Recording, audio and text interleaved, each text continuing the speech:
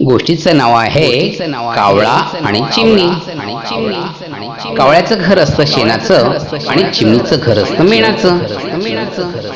एकदा काय होतं, खूप जोराने पाऊस सुरू होतो. त्या पावसामध्ये कावळ्याचं शेणाचं घर असतं ते वाहून जातं आणि चिऊताईचं घर मेणाचं असतं ते त्याला काही होत नाही. कावळा आश्रय घेण्यासाठी उडत उडत चिमणीच्या घरात जवळ येतो. घराचं दार बंद असतं. कावळा दरवाजा ठोठावतो.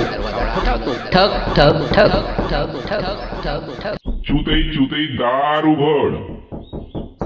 आतमध्ये चिऊताई आपल्या बाळाला आंघोळ करीत असते. चिऊताई आवाज देते, कावळे दादा थांब जरा, मी माझ्या बाळाला आंघोळ करते. कावळा काही वेळ तिथेच थांबतो आणि पुन्हा ठक ठक ठक दरवाजा ठोठावतो. चिऊताई चिऊताई दार उघड. चिऊताई म्हणते, थांब, मी माझ्या बाळाला गंध पावडर करते. काही वेळाने पुन्हा कावळा ठक ठक ठक करतो.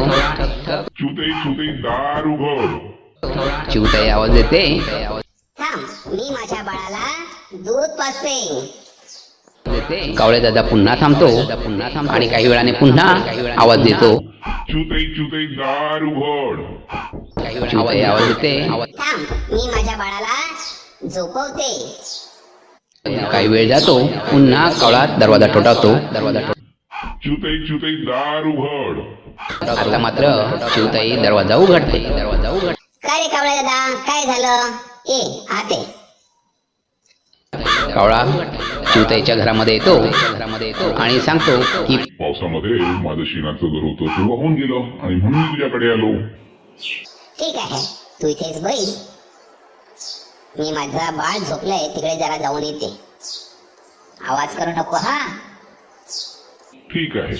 असं म्हणून चिऊताई आतमध्ये जाते.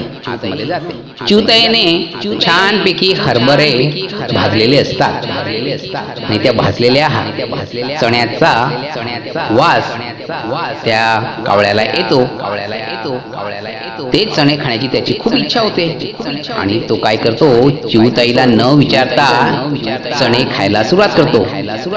कुडुम कुडुम कुडुम खात असताना त्या चण्यांचा आवाज चिऊताईला येतो. चिऊताई आतूनच आवाज देते, कावळे दादा काय खातो रे?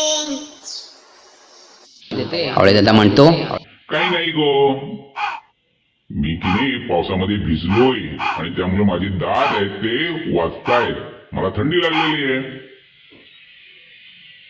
चिऊताई शांत बसते. पुन्हा कावळे दादा चणे खाण्याचा त्याचा उपक्रम सुरू होतो. कुडुम कुडुम चणे खात असताना पुन्हा चिऊताई आवाज देते, कावळे दादा काय करतो रे? काही नाही गो, मला खूप थंडी लागली ना त्यामुळे माझे दात आहेत ते वाजतायत. आता मात्र चिऊताईला राग येतो. चिऊताई काय करते, चुलीमध्ये जळलेलं लाकूड आहे ते घेते आणि जोराने कावळे दादाच्या दिशेने भिरकावते.